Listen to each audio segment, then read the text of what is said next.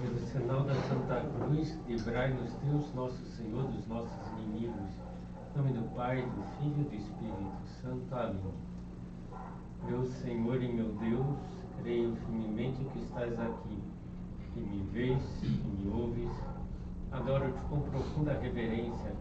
Peço-te perdão dos meus pecados e graça para fazer com fruto esse tempo de oração. Minha Mãe Imaculada, São José, meu Pai e Senhor, meu anjo da guarda, intercedei por mim.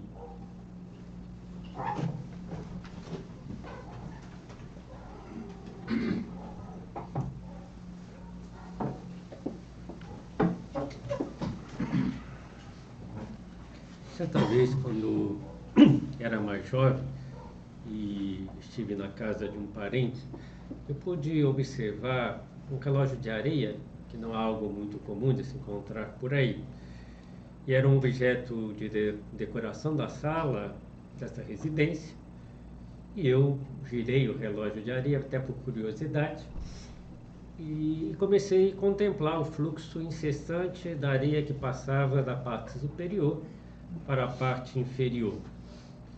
E esse relógio, embora muito rudimentar, conseguia transmitir uma sensação que os outros relógios não me transmitiam. Observar o fluxo contínuo de areia que escorria grão a grão. Era possível visualizar, de certa forma, a passagem do tempo de uma forma quantitativa. E eu experimentei observar aquele feixe que escorria, a sensação de urgência em aproveitar o tempo. Era preciso aproveitar o tempo antes que ele se esgotasse, antes que ele acabasse. Outra vez eu vi um relógio antigo, esse de corda, que trazia a seguinte inscrição no pé do relógio: Tempus fugit, em latim. O tempo foge, ou da expressão brasileira, o tempo voa. E é urgente aproveitar o tempo para que ele não desapareça como essa areia fina, escorrendo sem parar, sem que possamos retê-lo. Então, essa fugacidade do tempo deveria incitar-nos a aproveitar melhor esse tesouro divino que Deus depositou nas nossas mãos.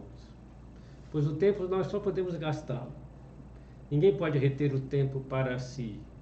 O importante é saber gastá-lo bem, empregá-lo de acordo com a nossa missão na vida, para a nossa realização, sem desperdiçá-lo. E é preciso compreender que nessa vida há tempo para tudo, como diz a Sagrada Escritura. Há um tempo de faculdade, de formação profissional, mais específica, intensa, que devemos aproveitar. Há um tempo de trabalho, embora também haja necessidade de uma atualização profissional, mas é mais um tempo de colher os frutos do desenvolvimento das nossas capacidades, dos nossos talentos. Há um tempo de descanso, há um tempo para desfrutar da vida em família, há um tempo para formar bem as pessoas que nos estão confiadas. O importante é saber gastar bem o tempo de acordo com o momento, tendo em conta que ele passa velozmente. Devemos aproveitá-lo para o nosso crescimento, para o nosso amadurecimento, para a nossa aperfeição, para a nossa santidade. Voltando à imagem do relógio de areia, penso que também ele nos evoca que o tempo em um determinado momento para completamente. Quando termina de escoar a areia, para tudo. E recorda-nos que o tempo neste mundo termina. O tempo de vida que temos encerra para cada um de nós. Neste mundo, pelo menos. Outro dia no domingo, pude participar de uma missa de corpo presente, do pai de um grande amigo, e eu recordava para eles que a vida é eterna. E a gente curte muito a morte como fim, e não é o fim. É uma passagem desse mundo para outro. Nosso Deus é Deus dos vivos, não é Deus dos mortos. E as pessoas estão vivas em Deus, continuam vivendo. Nossa alma é imortal. Então, o tempo termina neste mundo, mas o tempo que nós temos aqui é o tempo para cumprirmos a nossa missão nesse mundo que Deus nos dá. E ao refletir sobre a realidade do tempo, torna-se fácil compreender a exclamação de São Paulo aos Coríntios. Leio em latim, tempus brevi est. E dá para entender, o tempo é breve, né? O tempo é curto. E como é breve a duração da nossa passagem pela Terra, para realizarmos todo o bem que Deus espera de nós no intervalo da nossa vida, para conduzirmos muitas pessoas a Deus, pelo menos aquelas que nos estão confiadas, como nossos familiares mais próximos e alguns amigos que acompanhamos na vida. Como o tempo é curto, é breve, para debastarmos e polirmos as arestas do nosso temperamento, dos defeitos que ainda temos e que precisamos tirar antes de morrer, para fazer todo o bem que Deus espera de nós, no nosso trabalho, no ambiente familiar, gerando um clima cordial, amável. E para nós, as palavras de São Paulo, tempo breve est, soam como uma censura de Deus, às vezes pela falta de dedicação que pode ter havido na nossa vida. E também como um convite inflamado e constante para sermos mais generosos daqui para frente, no aproveitamento do tempo, desse tesouro do tempo que Deus nos concede.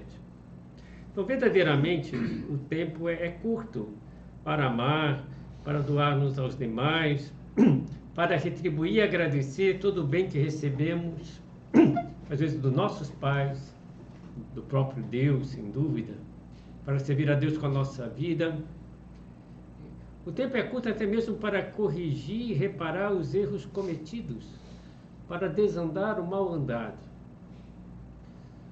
Uma vez encontraram na mesinha de cabeceira de um sacerdote do Opus Dei, encontraram quando ele faleceu. Então, aquele papel provavelmente ele pegava para rezar toda a noite antes de dormir. E uma das coisas, ele fabricou uma oração pessoal dele, pegando muitos textos de São José Maria.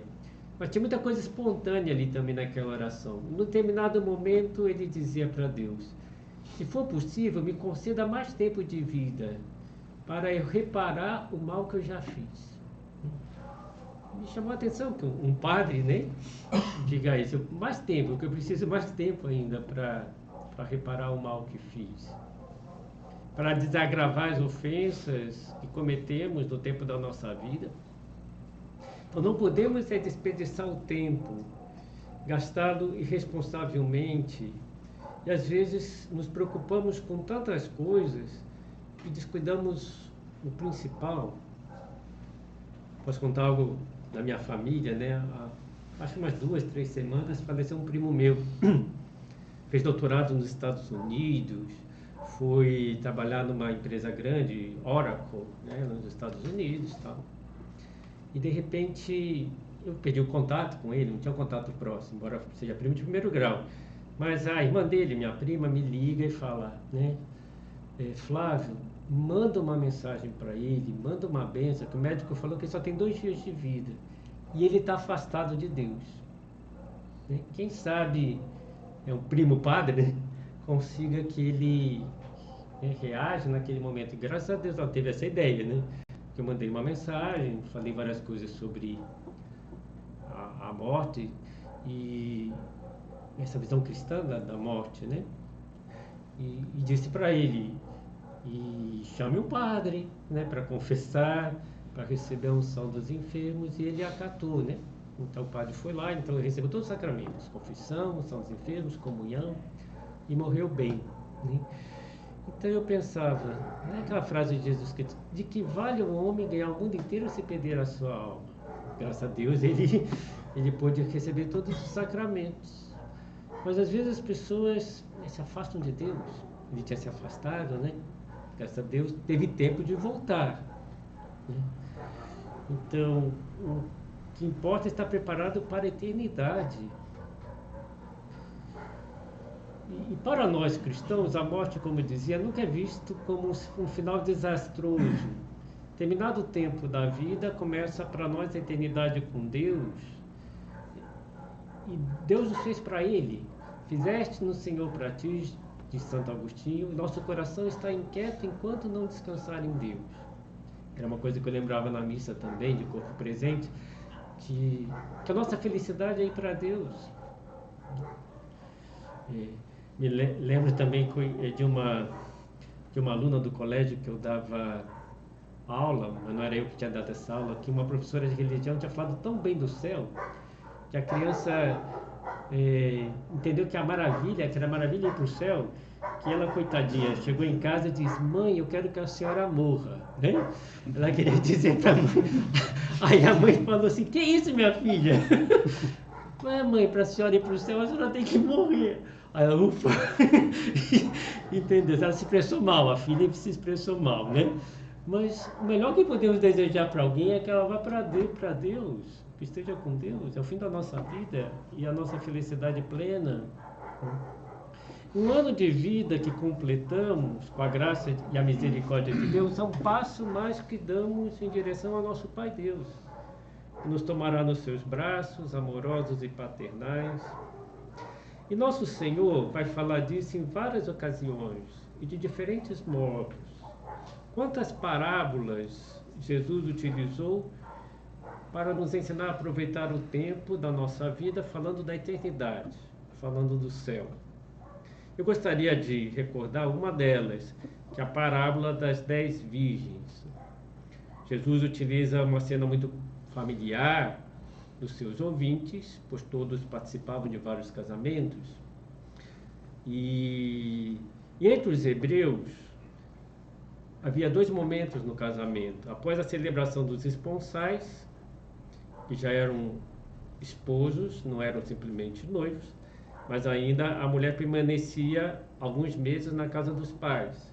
Aí tinha uma segunda cerimônia, né, em que vinha o esposo, entrava na casa e festejava, e depois levava a esposa para sua casa e iam coabitar. Essa segunda, a festa era maior ainda, né?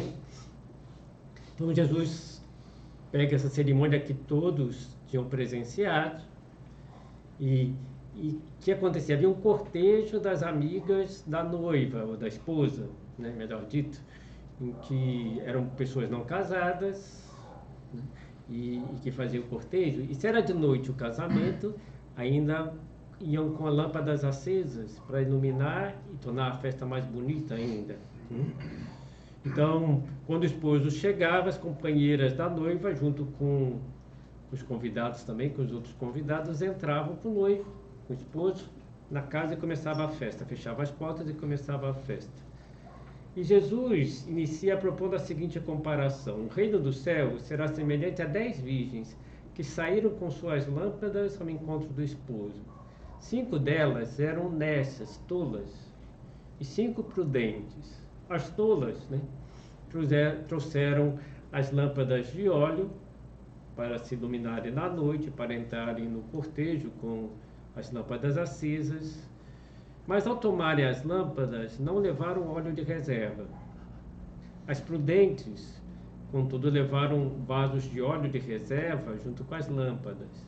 Tardando o esposo, todas cochilaram, adormeceram. No meio da noite, porém, ouviu-se um clamor: eis que vem o esposo, ide-lhe ao encontro. As virgens se levantaram todas e prepararam suas lâmpadas. As tolas disseram às prudentes: dai-nos do vosso óleo, porque nossas lâmpadas estão se apagando. As prudentes responderam: não temos o suficiente para nós e para vós. É preferível ides aos vendedores, a fim de comprar para vós. Quando foram comprar, veio o esposo. As que estavam preparadas entraram com ele para a sala das bodas e foi fechada a porta. Mais tarde chegaram também as outras e disseram: Senhor, Senhor, abre-nos. E ele respondeu: em verdade vos digo, não vos conheço. E Jesus termina com um conselho prático: vigiai, pois não sabeis nem o dia nem a hora. Então, para entendermos bem essa parábola, precisamos, entender o significado de cada figura utilizada por Jesus Cristo. Então, a lâmpada acesa, penso que representa a caridade.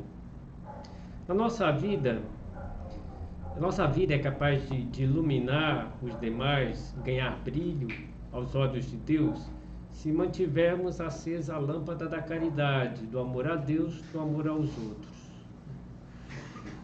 Porque isso que importa para Deus. O quanto nós amamos. O óleo representa as obras, pois sem obras de serviço, de doação, de entrega, de sacrifício, o amor acaba se extinguindo, se torna vazio. Então, as lâmpadas vazias representam corações vazios de amor, que pedem a luz divina, se tornam sombrios, se tornam escuros. E como o coração humano não pode ficar vazio, normalmente se enche dos prazeres deste mundo. A chegada do esposo, é claro, representa o último momento da nossa vida.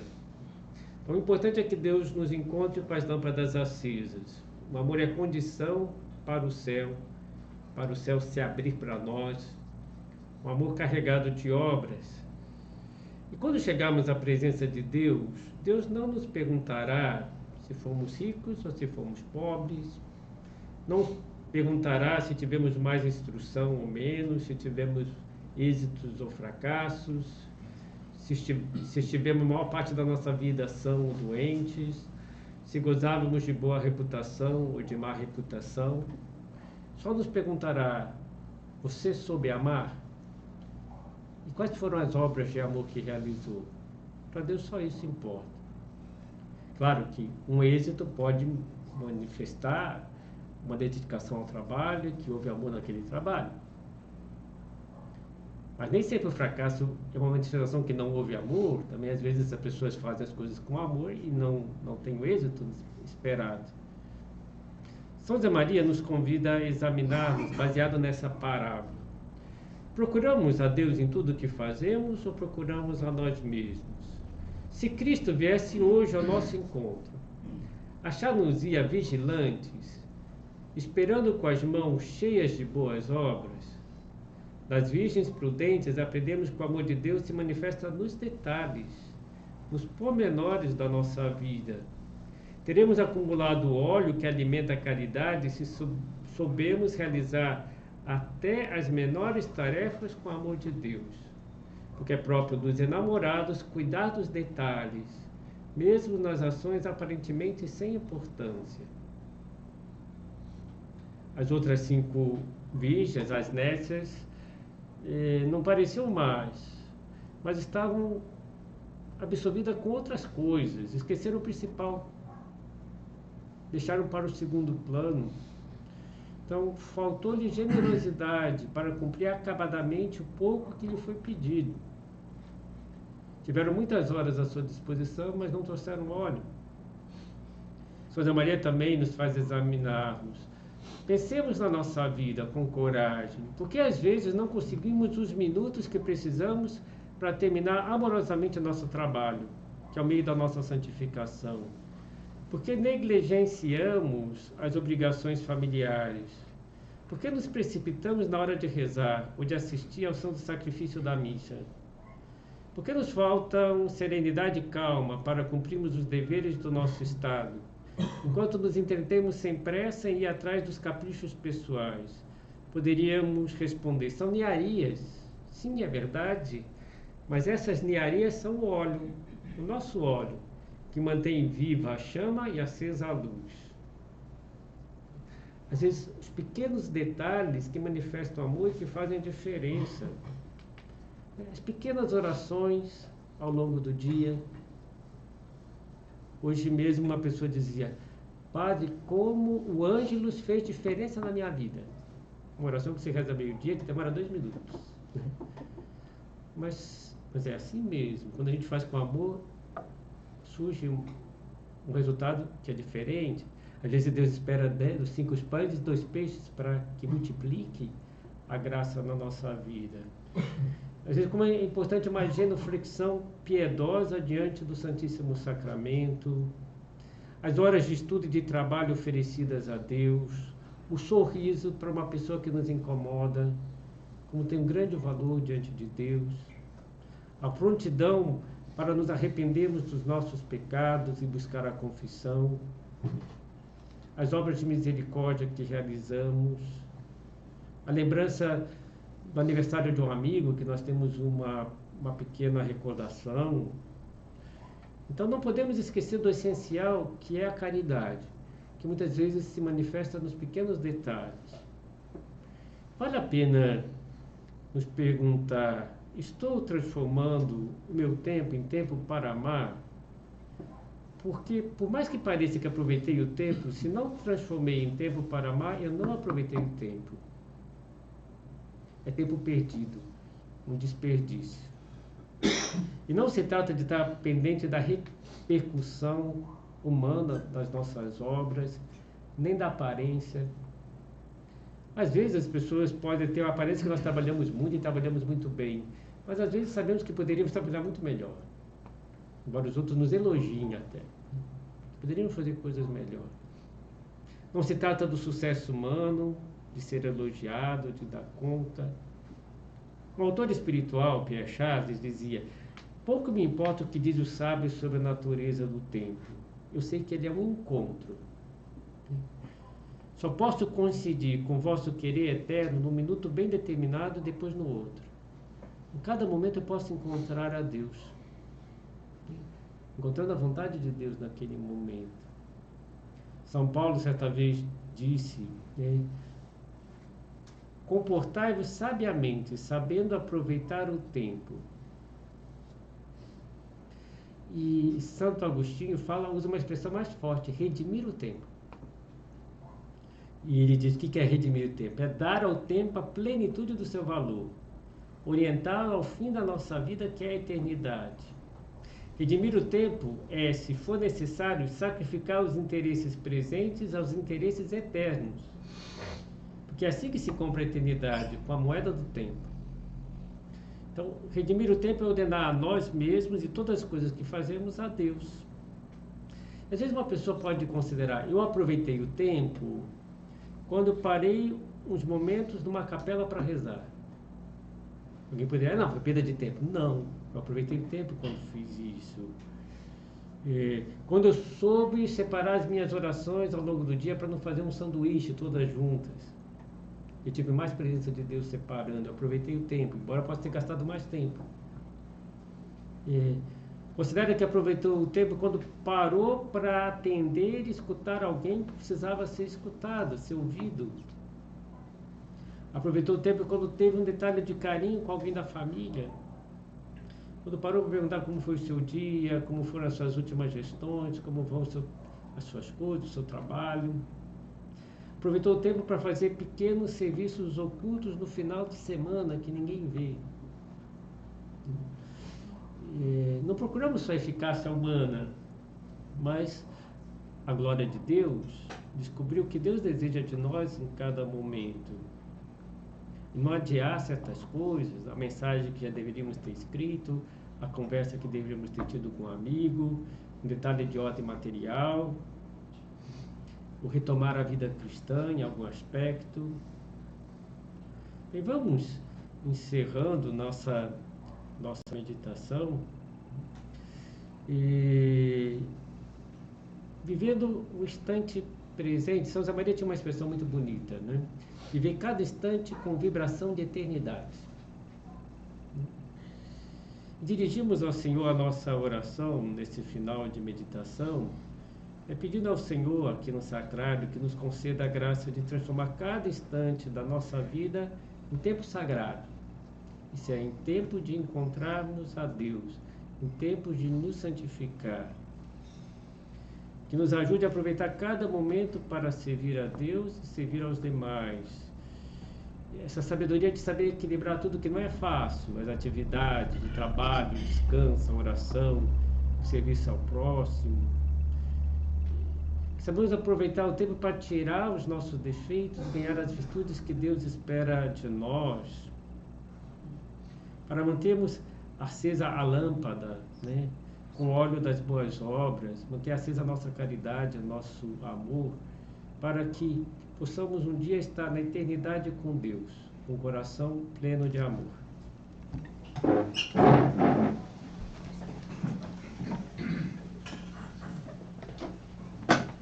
Dou-te graças, meu Deus, pelos bons propósitos, afetos e inspirações que me comunicaste nessa meditação.